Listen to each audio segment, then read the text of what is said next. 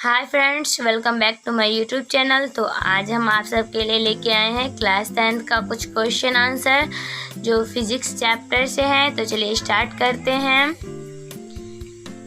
इसमें जो हमारा चैप्टर है वो 7 चैप्टर है। पहला चैप्टर का नाम है प्रकाश का परावर्तन, दूसरा चैप्टर प्रकाश का आवर्तन, तीसरा मानव नेत्र वायुमंडलीय आवर्तन वर्ण विक्षेपण, चौथा विद्युत धारा, पांचवा विद्युत धारा का चुंबकीय प्रभाव, छठा ऊर्जा के स्रोत, सातवां प्रायोगिकी। हम पहला चैप्टर प्रकाश का परावर्तन पढ़ाने वाले हैं। पहला क्वेश्चन है, समतल दर्पण द्वारा बना प्रतिबिंब होता है काल्पनिक। दूसरा, परावर्तन का कोण होता है आंसर, परावर्तित किरण और दर्पण की सतह पर खींचे गए विलंब के बीच का कोण। तीसरा क्वेश्चन, प्रकाश के परावर्तन के कितने नियम होते हैं आंसर, 2 नियम होते हैं। चौथा क्वेश्चन, निम्नलिखित में किस दर्पण द्वारा किसी वस्तु का वास्तविक प्रतिबिंब मिल सकता है आंसर, अवतल दर्पण द्वारा। पांचवा क्वेश्चन, निम्नलिखित में किस दर्पण द्वारा किसी वस्तु का आभासी प्रतिबिंब प्राप्त किया जा सकता है आंसर, उपयुक्त तीनों प्रकार के दर्पणों द्वारा। छठा क्वेश्चन, वस्तु के छोटे और आभासी प्रतिबिंब इनमें किस दर्पण से प्राप्त होते हैं आंसर, उत्तल दर्पण से। सातवां क्वेश्चन, निम्नलिखित में किसके द्वारा एक बिंदु स्रोत के समांतर किरण पुंज मिल सकता है आंसर, अवतल दर्पण।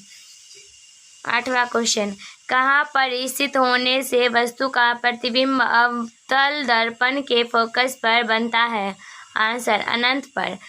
नवा क्वेश्चन, अवतल दर्पण की फोकस दूरी उसकी वक्रता त्रिज्या की आंसर आधी होती है।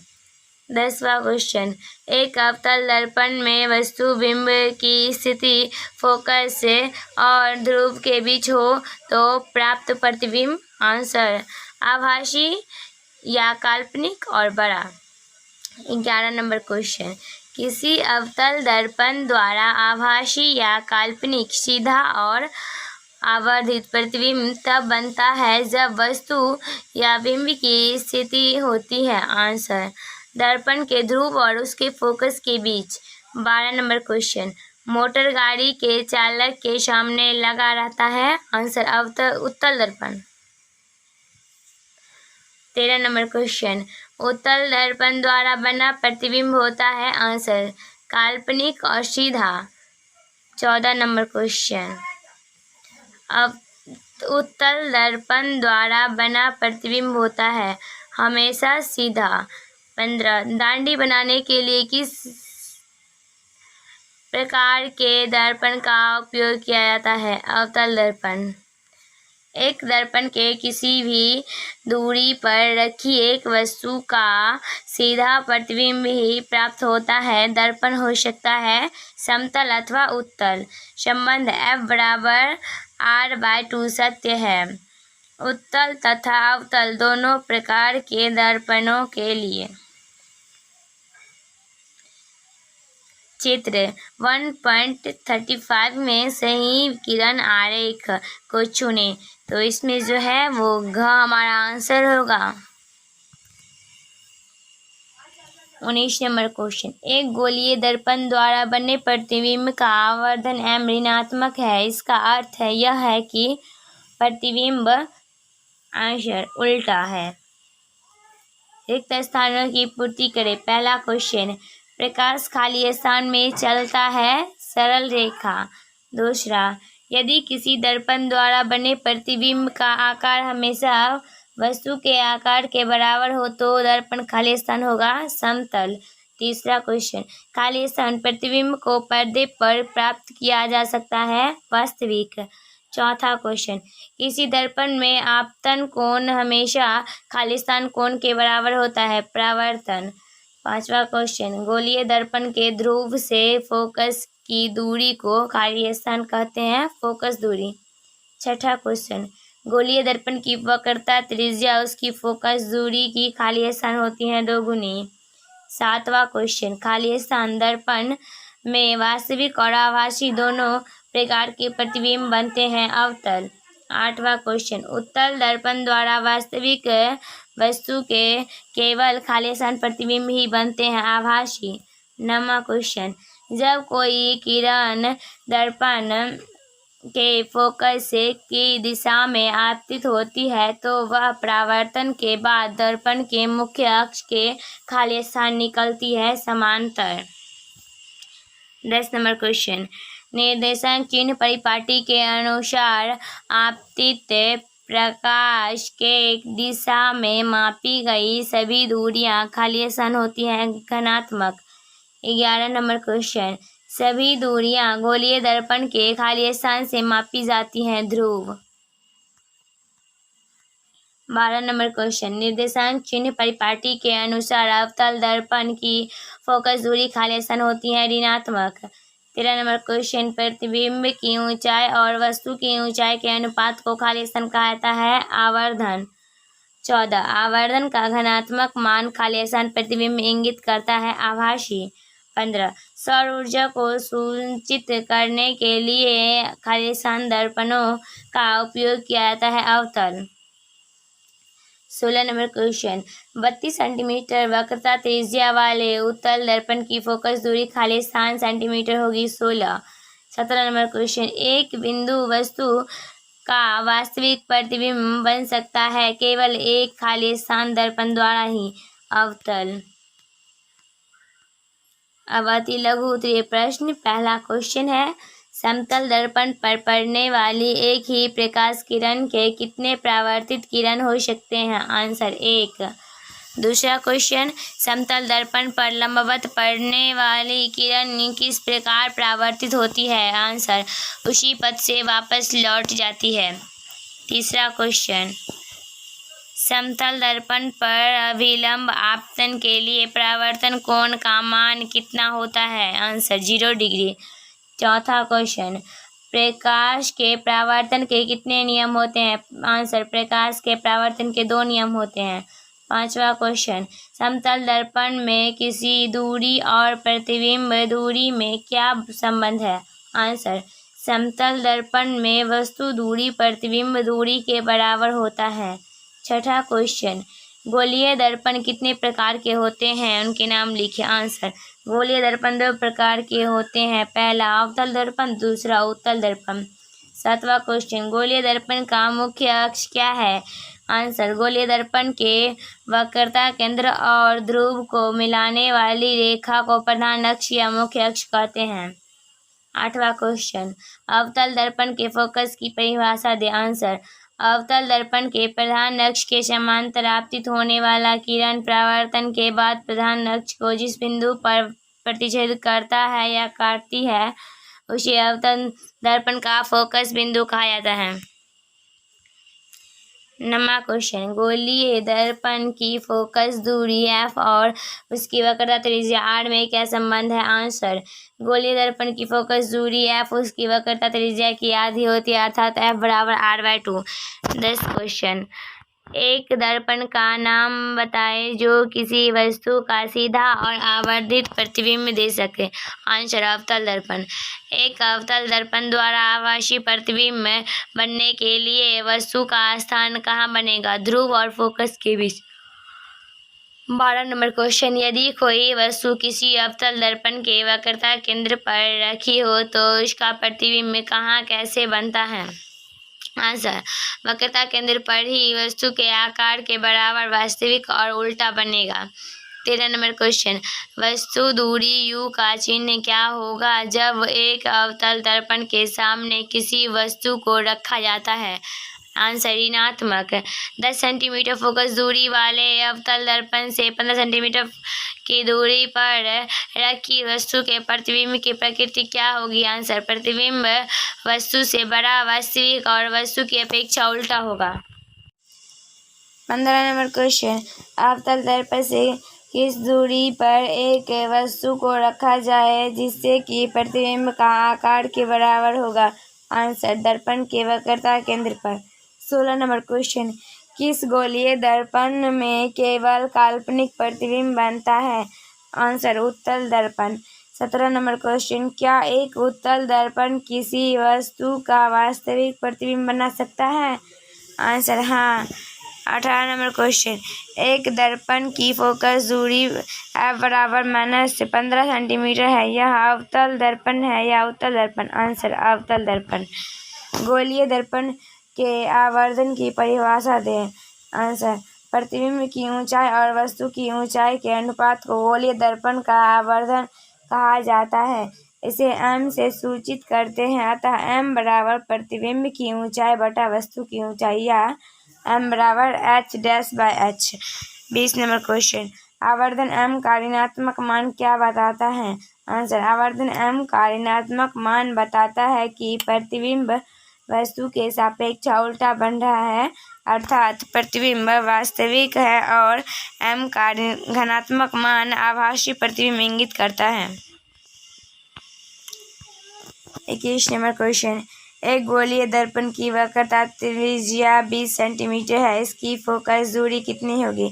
F बराबर R/2, तो 20 सेंटीमीटर बटा 2, इसको कट करेंगे तो 10 सेंटीमीटर हो गया, तो हमारा आंसर जो है वो 10 सेंटीमीटर। उत्तल दर्पण के एक उपयोग को लिखे। उत्तल दर्पण का उपयोग मोटर गाड़ी के साइड मिरर के रूप में होता है और दाढ़ी बनाने के रूप में भी होता है, बहुत उपयोग है इसके। उससे उत्तल दर्पण की फोकस दूरी ज्ञात करें जिसकी वक्रता त्रिज्या 32 सेंटीमीटर है, तो 32 सेंटीमीटर है ना, तो इसको 32 सेंटीमीटर बटा 2 करेंगे, इसको कट करेंगे देंगे तो 16 सेंटीमीटर हो गया, तो आंसर हमारा 16 सेंटीमीटर है, वो प्लस में। काल्पनिक प्रतिबिंब से आप क्या समझते हैं? काल्पनिक प्रतिबिंब को हम आभासी प्रतिबिंब भी बोलते हैं।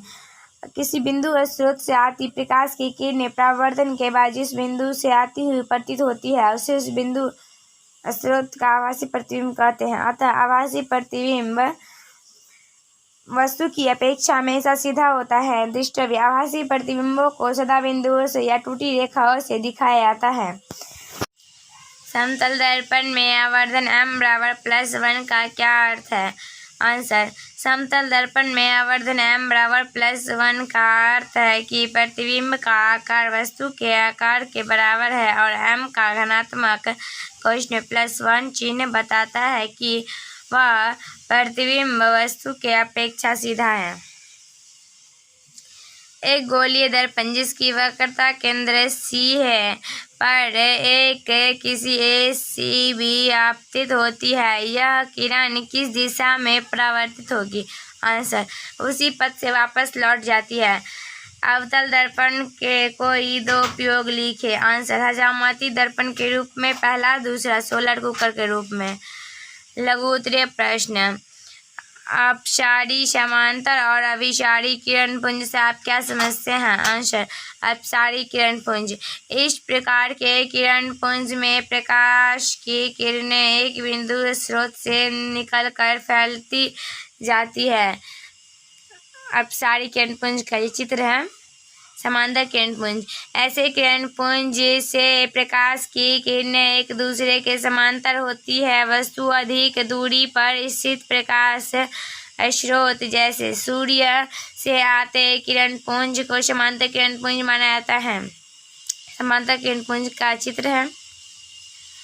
आभासी किरण पुंज, इस प्रकार के किरण पुंज में प्रकाश की किरणें एक बिंदु पर आकार मिलती है या मिलाती हुई प्रतीत होती है, अतः ऐसे किरण पुंज में किरणों के बीच की दूरी घटती जाती है। अभिसारी किरण पुंज का चित्र। पारदर्शी, अपारभासी और तथा पारभासी पदार्थों में अंतर स्पष्ट करें। पारदर्शी वस्तु, आंसर वह वस्तु जिनके हम आर पार देख सकते हैं पारदर्शी वस्तु कहलाते हैं, जैसे शीशा, स्वच्छ जल। पारभासी वस्तु, वह वस्तु जिनके हम आर पार आंशिक रूप से देख सकते हैं पारभासी वस्तु कहते हैं, जैसे तेल लगा हुआ कागज, पतला कपड़ा। अपारदर्शी वस्तु, वह वस्तु जिनके हम आर पार नहीं देख सकते हैं अपारदर्शी वस्तु कहलाते, जैसे लकड़ी का तख्ता, ईंट। प्रकाश के परावर्तन कितने नियम हैं? नियमों को लिखें। ये चित्र है।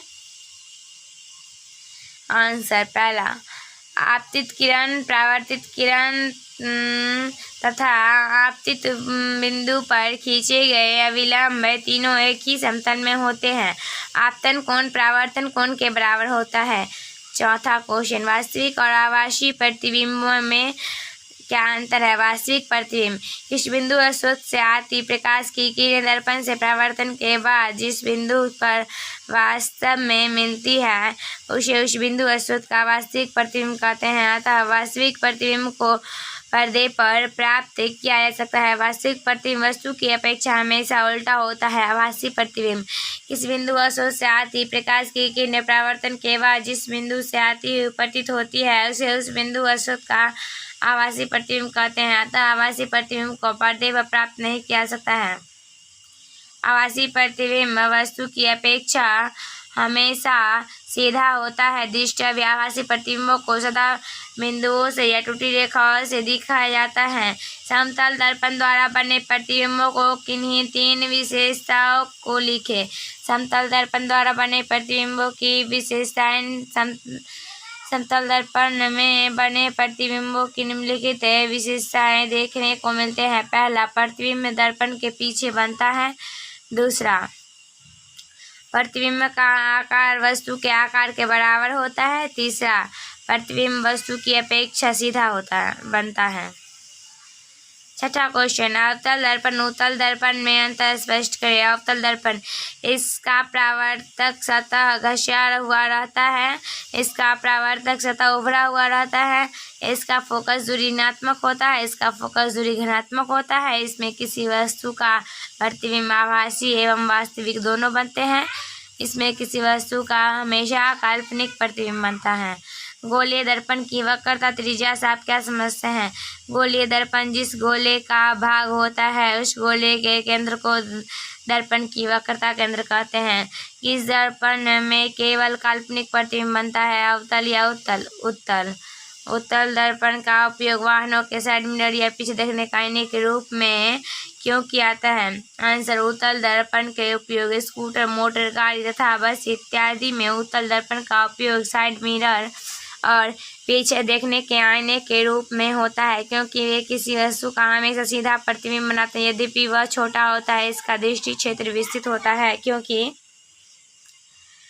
वे किसी वस्तु का क्योंकि ये बाहर की ओर वक्रित होता है। समतल दर्पण की तुलना में उत्तल दर्पण से वाहन चालक अपने पीछे से बहुत बड़े क्षेत्र को देख पाता है। अवतल दर्पण में प्रमाणित करके कि F = R/2 एक अवतल दर्पण B, है जिसका ध्रुव P है और PC मुख्य अक्ष है।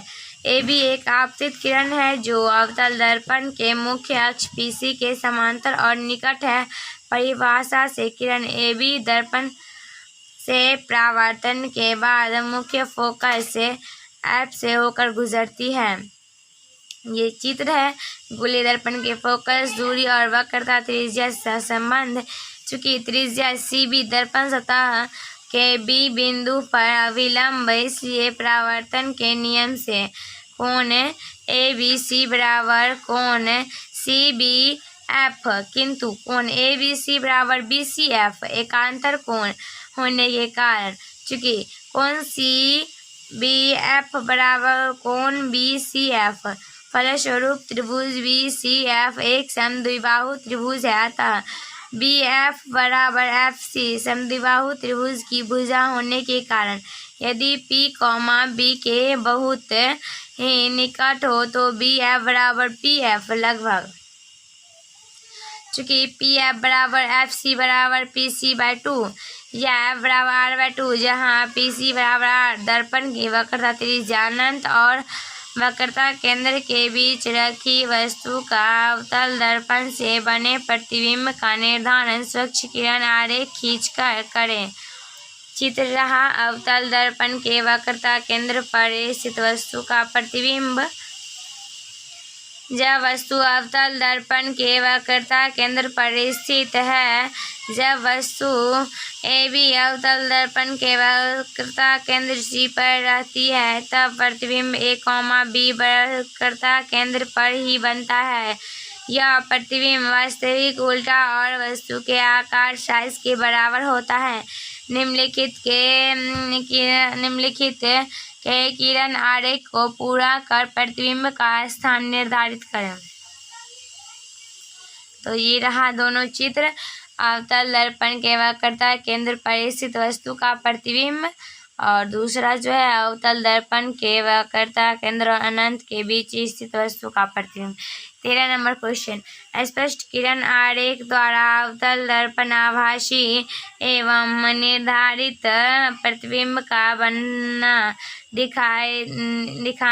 इस प्रकार प्रयुक्त अवतल दर्पण का एक व्यावहारिक उपयोग भी बताएं। चित्र रहा अवतल दर्पण के फोकस और ध्रुव के बीच स्थित वस्तु का प्रतिबिंब।